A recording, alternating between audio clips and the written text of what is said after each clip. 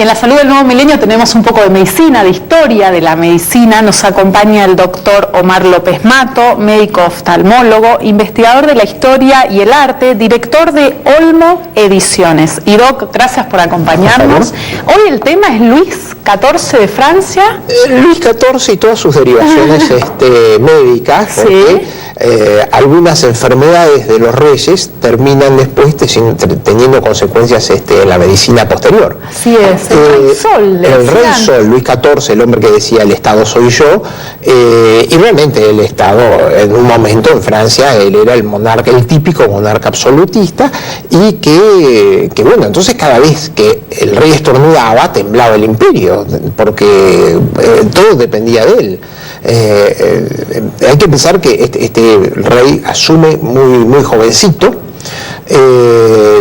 tuvo una larga serie de amantes a lo largo de este tiempo, y con una de sus amantes tuvo un episodio bastante desagradable, porque la marquesa de Montespan, para seguir continuando con los favores reales, lo sometía le daba unas drogas que le daba una señora llamada La Voisin, que era una especie de bruja, porque ese era como el elixir de amor.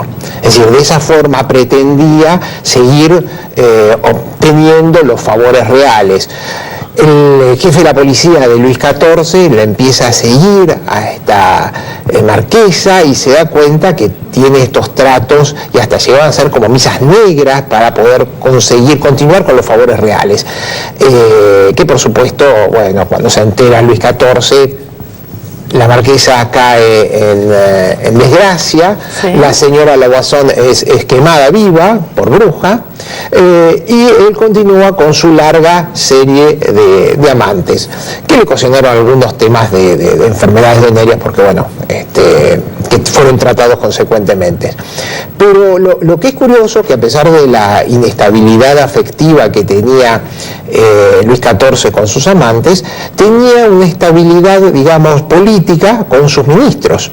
Lo que pasa es que en ese momento, en la corte, había toda una serie de ritos. Luis XIV se puede haber bañado en su vida 4 o 5 veces. Sí. Nunca se bañó porque, bueno, no era la costumbre de la época, entonces él mantenía todas las mañanas, hacía como abluciones corporales, lavajes, se ponía polvos, hacía gárgaras con vino, y eso lo hacía delante de toda la corte, ¿no? Y aún otros actos fisiológicos lo hacía delante de sus ministros. Por eso es que parece que no quería cambiar mucho de ministros para no entrar en intimidades.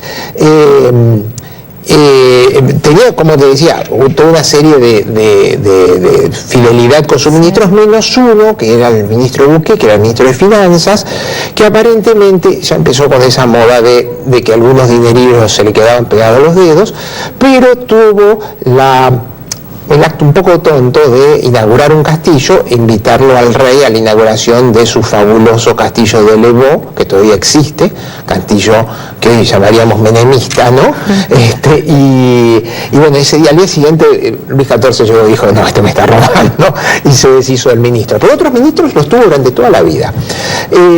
Acá lo que les quiero contar es otra historia de los problemas de salud. Fístulas, ¿no? Fístulas, bueno. ¿Qué es una fístula? Una fístula es una comunicación entre una cavidad interna del organismo con el espacio exterior. En este caso, él tenía una fístula en la parte terminal del aparato digestivo, es decir, sí.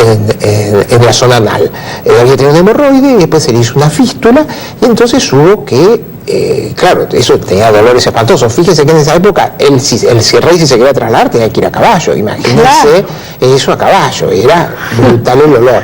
Entonces lo convencieron de que tenía que operarse. Él no estaba muy convencido porque en ese momento no había muchas anestesias. Sí. Entonces al que le encomendaron que hiciera cirugía era el cirujano del rey, Félix Tassy, que para ensayar la técnica hizo que le derivasen a todos los pacientes de Francia a su consulta para que él pudiese practicar este tipo de cirugía, con un estilete de plata hecho especialmente para la ocasión, que uno todavía lo puede ver en la facultad, en la Sorbona de París, ¿no? Desde luego conservan en el museo. esto era un secreto de Estado, tal es así que en ese momento todos los cirujanos entraron por distintas puertas al Palacio de Versalles, y entre ellos entró también el confesor real, que era Père Lachaise, que el cementerio de París tiene el nombre de Père Lachaise, justamente, que era el confesor de Luis XIV. Todo por si llegaba a no ser tan precisa la operación. Pero la operación fue muy bien. El rey se comportó con mucha hombría. Lo único que dijo cuando hicieron el primer tajo es "ay, Dios mío", y después guardó silencio, y a los pocos días el rey había vuelto a montar, había vuelto a presentarse en la corte, volvió allá a los pocos días a presentarse ante sus ministros, con lo que la operación fue un éxito. Y el doctor Félix Dassy cobró 300.000 libras de ese entonces, y él era tanto había pasado, porque como todo el Estado francés estaba pendiente de lo que pasaba con el rey, este año lo llamaron el año de la fístula. Voltaire escribió largamente sobre esta operación de Luis XIV, y en expresión del júbilo del pueblo por la recuperación de su monarca, de su querido monarca, un músico, Lully, que era un italiano que servía en la corte de Luis XIV, hizo una canción que se llamaba Dieu sauve le roi, Dios salve al rey.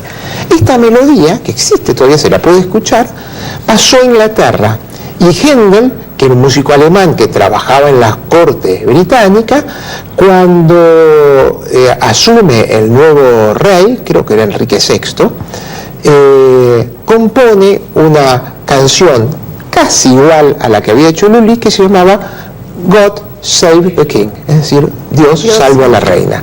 O sea que el himno de los ingleses se debe a la exitosa operación del procto tullido de un rey francés. ¡Qué bárbaro! ¡Qué interesante! Realmente, para el que le interese seguir leyendo y ahondar en esto, bueno, están sus libros. Sí, esto está en sus libros de Olmo Ediciones. Los libros de Olmo. ¿Cuál lo tenemos específicamente? Esta historia está en Iatros. En Iatros. En Iatros. Perfecto. Muchísimas gracias. Por favor, gracias a vos. Seguimos con el programa.